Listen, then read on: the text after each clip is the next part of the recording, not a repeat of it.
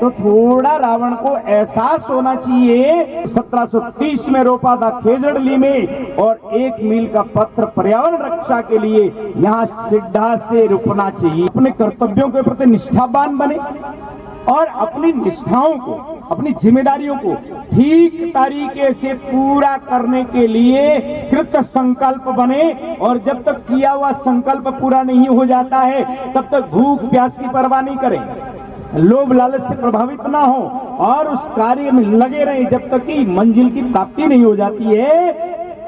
हनुमान जी बीड़ा उठाने का मतलब ये है, हनुमान जी नहीं, बीड़ा बूचोजी एचरा ने भी उठाया था। यही कोई 20-22 साल के नौजवान थे बूचोजी एचरा, अपने हाथों से अपना सिर काट करके अर्पण कर दिया धर्म रक्षार्थ। बीड़ा उन्होंने भी उठाया था।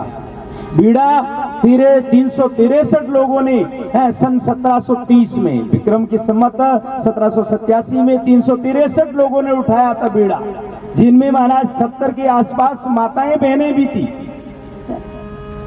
294 भाई लोग थे, कई गांवों के लोग थे। बीड़ा उन्होंने भी उठाया था। किस बात का? वही धर्म की रक्षा के लिए। रूख लीलो नहीं घावे, बरजत मारे जीव ताही मर जाइए, जांडी हिरण सिंघार देख सिर दीजिए। इस उक्ति को, इस सिद्धांत को चरितार्थ करने के लिए 363 लोगों ने बलिदान दे दिया। उन्होंने बीड़ा उठाया था भगवान श्री जाम्बू जी का, उनके नियमों की पालना का बीड़ा उठाया था कि जब तक हम जीवित हैं, शरीर में प्राण हैं, गुरु महाराज के धर्म की हानि नहीं होने देंगे। और वही बीड़ा आज आप लोगों ने भी उठाया है, आप लोगों ने भी वही बीड़ा उठाया है कि इतने धर्म की जो हानि हुई है, उस धर्म की हानि के लिए, इसकी भरपाई के लिए आप लोग यहाँ इकट्ठे हुए हैं। हाँ, और इसमें भी कई प्रकार की आंधियां चलेगी, कई तूफान आएंगे।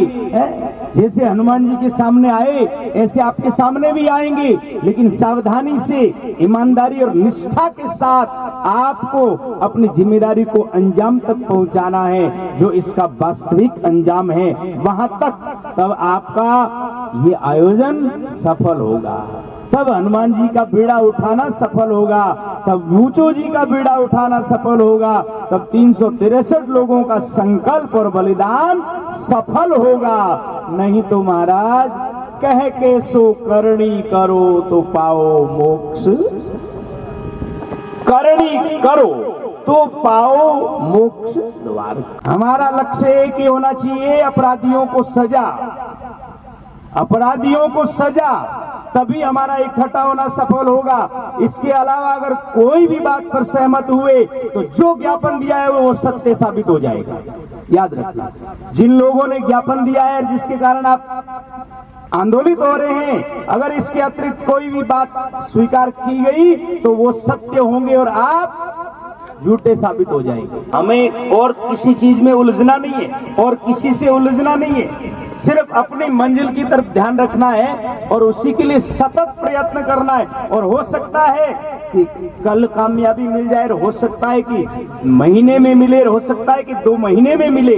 महाराज डट के तप करना पड़ेगा, आपका ये बहुत बड़ा तप होगा।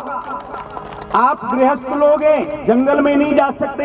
हो सकता है कि मैं सुबह मन कर जाए चल पड़ोगे, अभी बद्रीनाथ जाऊंगा महीने भर, हो सकता है चला जाऊंगी, बाबा है क्या चिंता है। लेकिन आप लोग ऐसा नहीं कर सकते, आप गृहस्थ लोग हैं, आपके बहुत जिम्मेदारियां हैं। लेकिन ये जो आप कार्य करने यहाँ आए हैं जिस संकल्प को लेकर के, ये बहुत बड़ा तप है, बहुत बड़ा तप। और तप एक दिन से सिद्ध नहीं होता है, तपना पड़ता है, तपना पड़ता है, तब जाकर के तप सिद्ध होता है। आप लोगों को भी तन से, मन से और धन से, तन की जरूरत है, मन मतलब ईमानदारी और समर्पण, निष्ठा, और धन की भी जरूरत पड़ेगी। इसमें हो सकता है आपको लंबा चलना पड़े तो धन की भी आवश्यकता पड़ेगी, समय भी देना पड़ेगा। इसलिए महाराज निष्ठा से डटे रहिएगा, तभी हमारा सब यहाँ इकट्ठा होना सफल और कामयाब होगा।